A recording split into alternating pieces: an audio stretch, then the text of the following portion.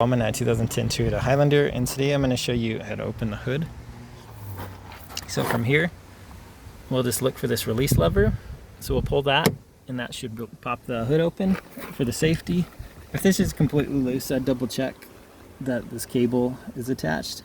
If there's no cable there, you might need to address that. But now we'll head up front. And here you can fit your fingers in. There's a latch here, so I'm gonna kind of press this lever and lift. So like a pinch almost, so pinch and then lift. And then, sorry for the camera work, but I'm gonna lift this arm up so I don't have to hold it. All right, there we go. So now this arm's holding up the hood. Here's that lever I was pinching. Again, make sure nothing's bent, broken, nothing stuck in here that needs cleaned up. If it's sticking a lot, maybe some WD-40. You could try to loosen it. And then up top, this is where it was hooked onto. Now double check too that your hood's in proper alignment, because if it's all crooked, that could cause issues.